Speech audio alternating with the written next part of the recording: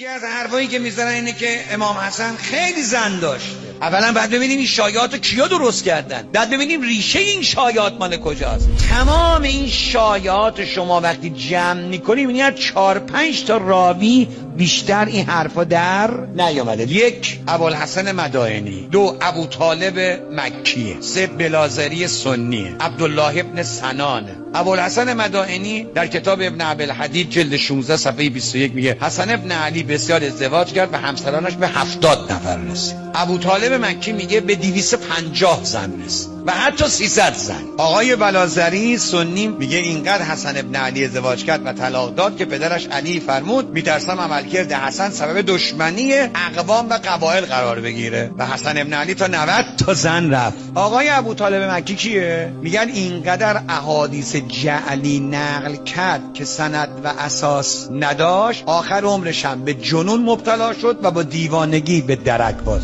در مورد ابوالحسن مدائنی گفته شده ایشون معاصر عباسیان بوده ولی معروف بود به جعل احادیث دروغ و برای حکام بنی امیه حدیث می ساخته. اینا رو ما نمیگیم، اینا خود سنی‌ها میگن. حالا چرا این روایات مطرح شد؟ اگر با دقت به تاریخ عباسیان نگاه کنیم ببینیم وقتی منصور دوانقی در سال 136 هجری حسنی ها علویون وقتی با هم متحد شدن، حکومت منصور عباسی تا لبه سقوط هم رفت. اما چطور شد نتونستن ریشش بکنن؟